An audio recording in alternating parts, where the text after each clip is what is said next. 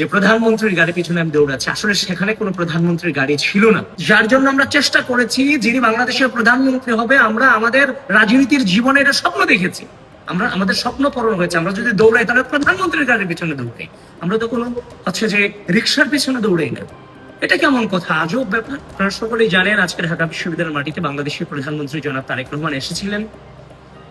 তো নিঃসন্দেহে এটা আমাদের কাছে একটা উচ্ছ্বাসের বিষয়। আমার দুটো প্রোগ্রাম ছিল, একটা সিনেটে, একটা সমাজ বিজ্ঞান ভবনে। তো যেহেতু উনি প্রধানমন্ত্রী ঢাকা বিশ্ববিদ্যালয়ে আসবেন, সেক্ষেত্রে আমাদের তো কিছু দায়িত্ব অবশ্যই সেখানে থাকে নিঃসন্দেহে।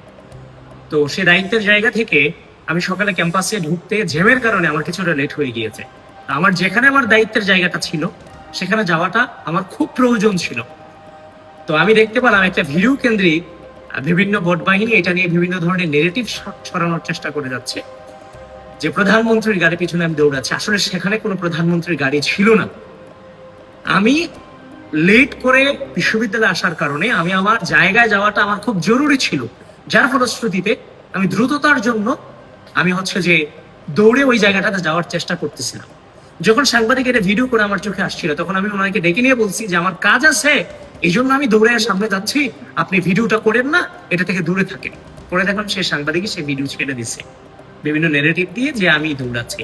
একটু আগে দেখলাম যে জাকসুর এবি জুবাইর এটাকে পোস্ট করেছে, তখন তাকে আমি ফোন করেছি, ফোন করে জিজ্ঞেস করলাম যে এই ভিডিওর আশেপাশে কি প্রধানমন্ত্রীর গাড়ি আছে? বলে যে না, প্রধানমন্ত্রীর গাড়ি তো নাই। বললাম তাহলে কেন ছাড়লাম? বলে যে ভাই সবাই ছাড়ছে, এই জন্য ছাড়ছি।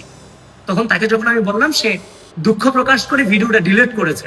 তাকে আমি ধন্যবাদ জানাই। তো এভাবে শিবিরের টপ টু বটম থেকে শুরু করে যত পেজ আছে, রাজনৈতিক ভাবে মোকাবেলা করতে ব্যর্থ হয়ে বিভিন্ন ধরনের এই পোস্টগুলোকে, এই যে আমাদের এই কার্যক্রমগুলোকে বিভিন্নভাবে বিভিন্ন পেজে নেগেটিভ ছড়িয়ে আমাদের ট্রল করার অপচেষ্টা করে যাচ্ছে।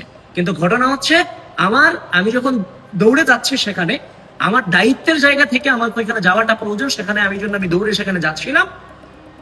তো সেখানের আশেপাশে কোনো প্রধানমন্ত্রীর গাড়ি ছিল না। তো আপনি যে আমার দায়িত্ব পালনটা খুব জরুরি, সেখানে আপনি আমাকে যাইতে দিবেন না? আমি কিভাবে সেখানে গেলাম সেটা নিয়ে আপনি নেগেটিভ দাঁড়া করাই দিলেন। আপনি জানেন সেটা, কিন্তু আপনার রিচের কারণে আপনি আমার নামে মিথ্যা প্রবাদনা ছড়াবেন। আরে ভাই, আমি যদি দৌড়াইও যাকে শখের প্রধানমন্ত্রী বানাইছি,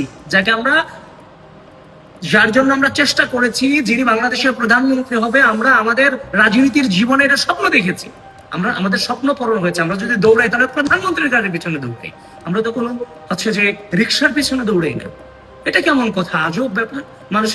মানুষ কিভাবে চলাফেরা করবে এটা পর্যন্ত রেস্ট্রিকশন দিয়ে ফেলতেছেন। মানে আমি মরে যাব, কিন্তু আমি এখান থেকে যে জায়গাটা আমি অতিক্রম করতে পারবো না, আমাকে ধীরে ধীরে যেতে হবে, আমার কাছে থাকতে পারে না। প্রিয় বন্ধুগণ, আপনারা ভুল বুঝবেন না, এই বট বাহিনীর যে অপপ্রচারে গা ভাসাবেন না। ধন্যবাদ সবাইকে। আসসালামু আলাইকুম।